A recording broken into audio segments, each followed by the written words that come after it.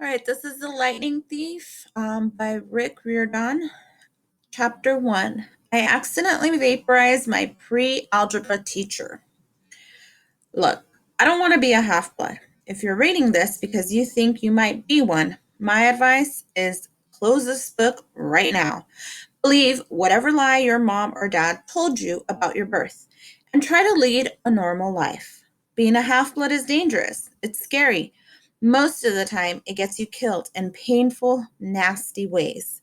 If you're a normal kid reading this because you think it's fiction, great, read on. I envy you for being able to believe that none of this ever happened. But if you recognize yourself in these pages, if you feel something stirring inside, stop reading immediately. You might be one of us. And once you know that, it's only a matter of time before they sense it too. And they'll come for you. Don't say I didn't warn you.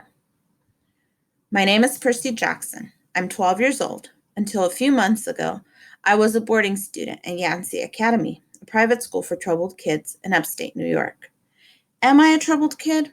Yeah, you could say that. I could start at any point in my short, miserable life to prove it.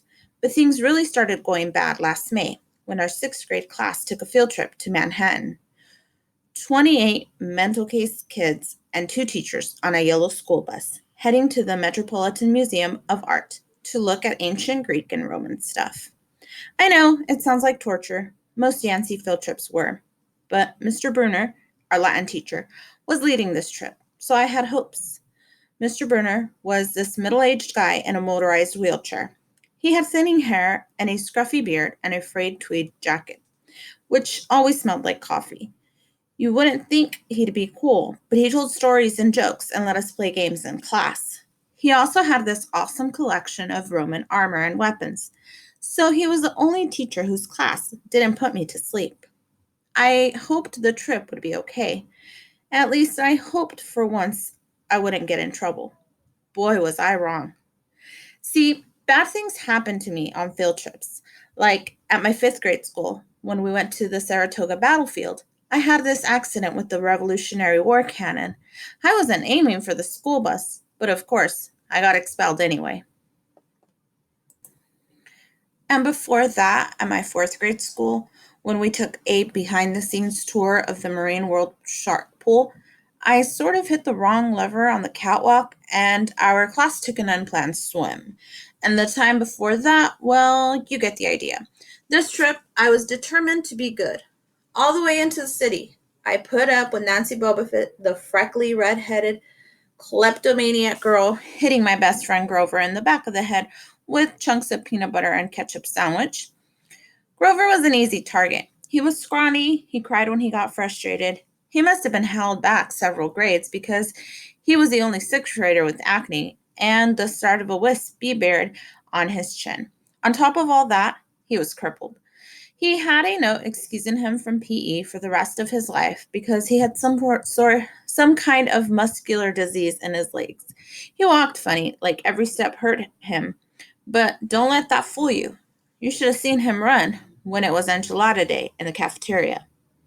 Anyway, Nancy Bobofit was throwing wads of sandwich that stuck in his curly brown hair, and she knew I couldn't do anything back to her because I was already on probation.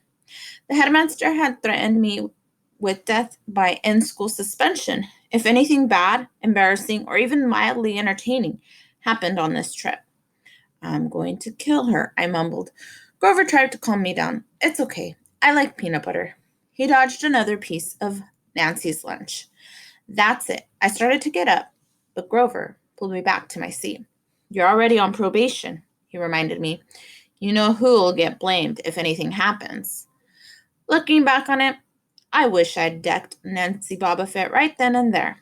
In-school suspension would have been nothing compared to the mess I was about to get myself into. Mr. Brunner led the museum tour. He rode up front in his wheelchair, guiding us through the big, echoey galleries, past marble statues and glass cases full of really old black and orange pottery. It blew my mind that this stuff had survived for 2,000, 3,000 years. He gathered us around a 13-foot tall stone column with a big sphinx on the top and started telling us how it was a grave marker. a steal for a girl about our age. He told us about the carvings on the sides. I was trying to listen to what he had to say because it was kind of interesting, but everyone around me was talking, and every time I told them to shut up, the other chaperone, Mrs. Dodds, would give me the evil eye. Mrs. Dodds was this little math teacher from Georgia who always wore a black leather jacket, even though she was 50 years old. She looked mean enough to write a Harley right into your locker. She had come to Yancey halfway through the year when our last math teacher had a nervous breakdown. From her first day, Mrs. Dodds loved Nancy Bobbitt and figured I devil spawn. She would point her crooked finger at me and say, "Now, honey," real sweet. And I knew I was going to get after-school detention for a month. One time, after she'd made me erase answers out of old math workbooks until midnight, I told Grover I didn't think Mrs. Dodds was human. He looked at me real serious and said, "You're absolutely right." Mr. Bruner kept talking about Greek funeral art. Finally, Nancy Bobbitt snickered something about the naked guy on the steel, and I turned around and said, "Will you shut up?" It came out louder than I meant it to. The whole group laughed. Mr. Bruner stopped his story. "Mr. Jackson," he said, "do you have a comment?" My face was totally red. I said, "No, sir." Mr. Bruner pointed to one of the statues on the steel. "Perhaps you'll tell us what this picture represents." I looked at the carving and felt a flush of relief because I actually recognized it. "That's Kronos eating his kids, right?" "Yes," Mr. Bruner said, obviously not satisfied. "And he did this because..." Well, I racked my brain to remember. Kronos was the king god. And God? Mr. Bruner asked. Titan, I corrected myself. And he didn't trust his kids, who were the gods. So, Kronos ate them, right? But his wife hid baby Zeus and gave Kronos a rock to eat instead. And later, when Zeus grew up, he tricked his dad Kronos into barfing up his brothers and sisters. "Ew," said one of the girls behind me.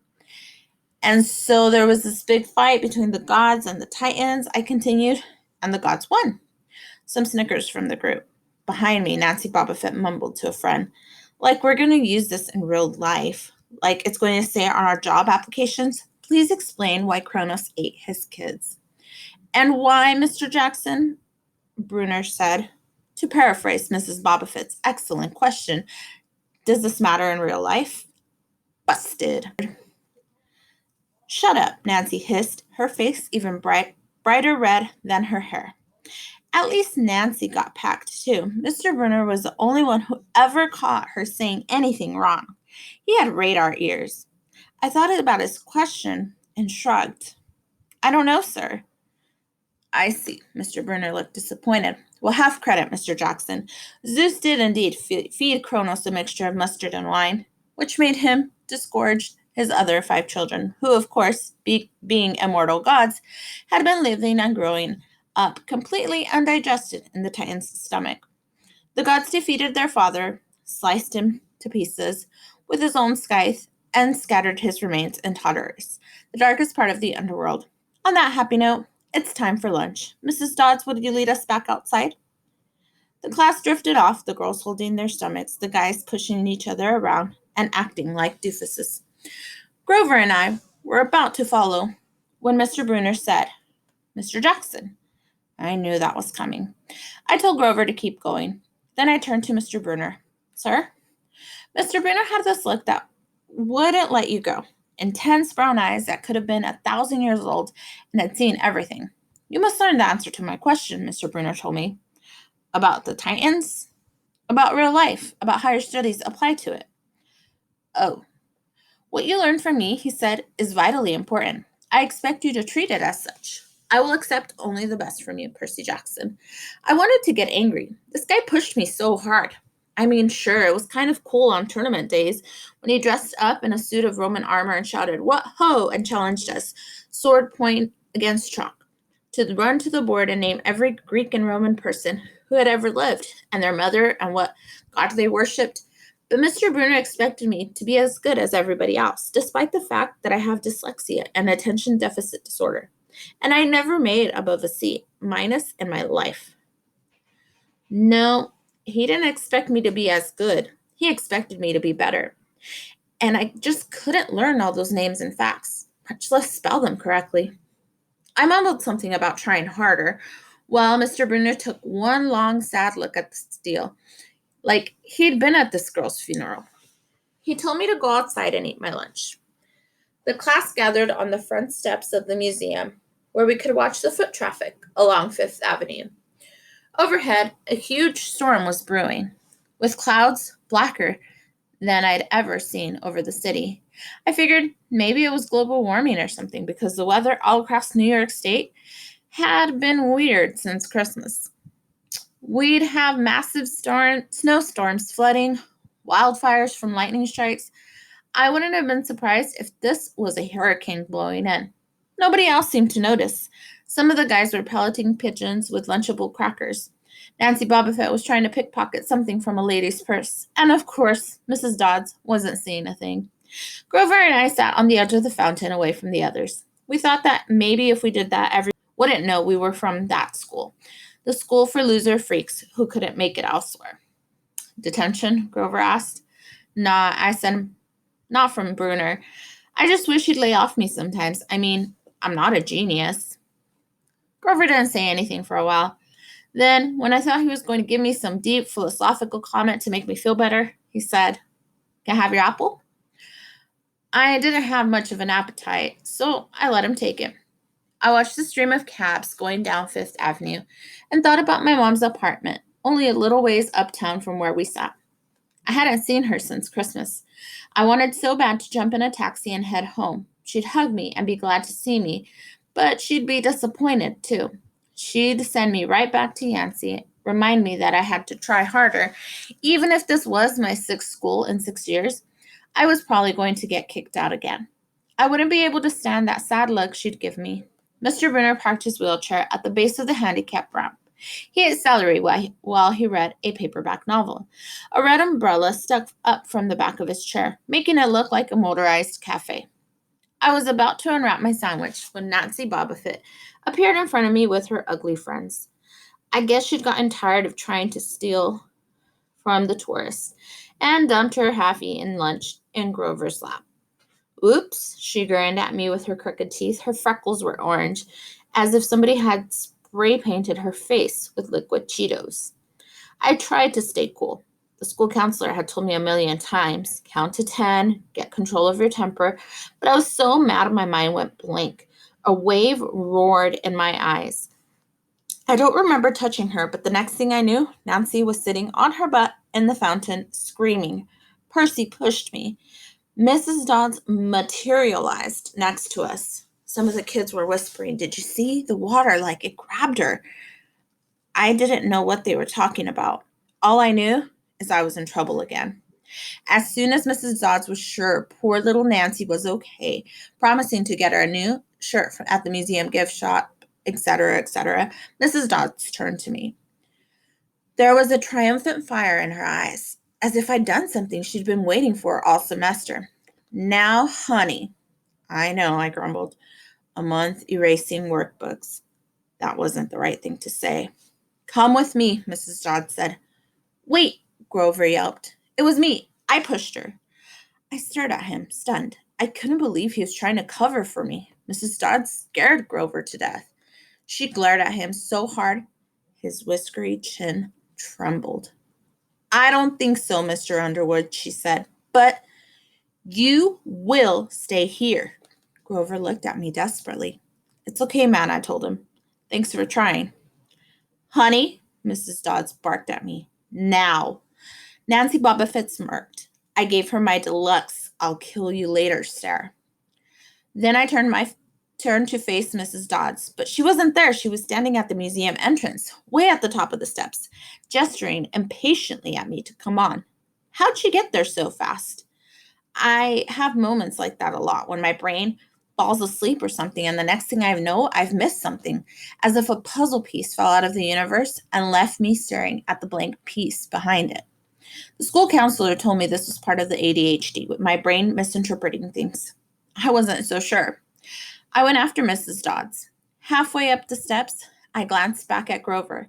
He was looking pale, cutting his eyes between me and Mr. Brunner, like he wanted Mr. Brunner to notice what was going on, but Mr. Brunner was absorbed in his novel. I looked back up. Mrs. Dodds had disappeared again. She was now inside the building, at the end of the entrance hall. Okay, I thought, she's going to make me buy a new shirt for Nancy at the gift shop. But apparently, that wasn't the plan. I followed her deeper into the museum. When I finally caught up to her, we were back in the Greek and Roman section. Except for us, the gallery was empty. Mrs. Dodds stood with her arms crossed in front of a big marble frieze of the Greek gods. She was making this weird noise in her throat, like growling. Even without the noise, I would have been nervous. It's weird being alone with the teacher, especially Mrs. Dodds. Something about the way she looked at the frieze, as if she wanted to pulverize it. You've been giving us problems, honey, she said. I did the safe thing. I said, yes, ma'am. She tugged on the cuffs of her leather jacket. Did you really think you would get away with it? The look in her eyes was beyond mad. It was evil. She's a teacher, I thought nervously. It's not like she's going to hurt me. I said, I'll try harder, ma'am. Thunder shook the building. We are not fools, Percy Jackson, Mrs. Dodds said.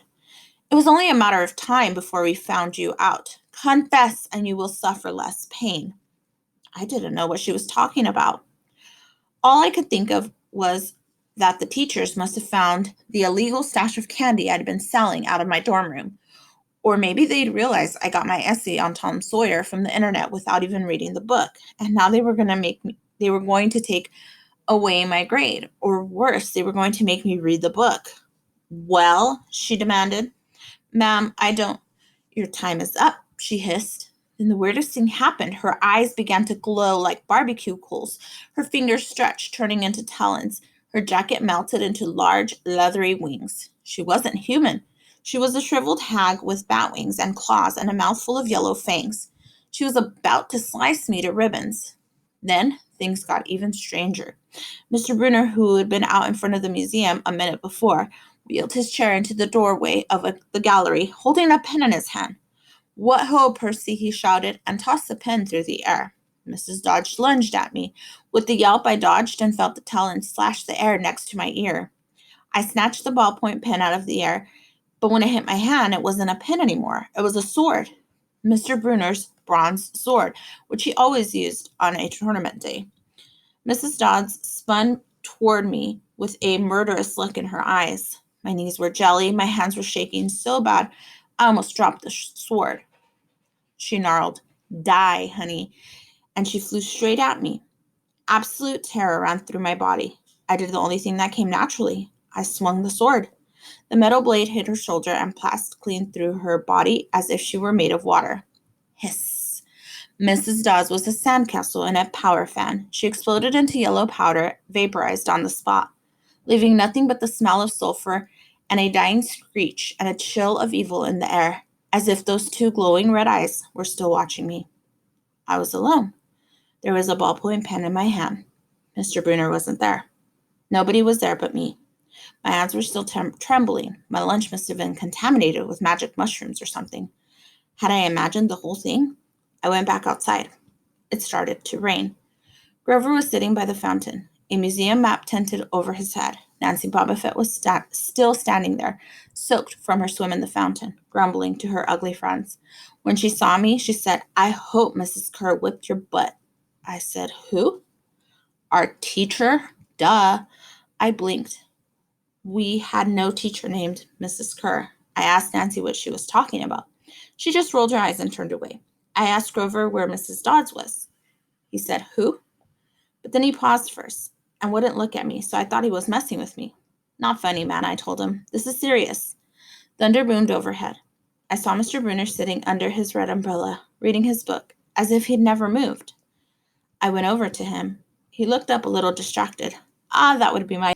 Please bring your own writing utensil in the future, Mr. Jackson. I handed Mr. Brunner his pen. I hadn't even realized I was still holding it. Sir, I said, where's Mrs. Dodds? He stared at me blankly. Who? The other chaperone, Mrs. Dodds, the pre-algebra teacher. He frowned and sat forward, looking mildly concerned. Percy, there is no Mrs. Dodds on this trip. As far as I know, there has never been a Mrs. Dodds at Yancey Academy. Are you feeling all right?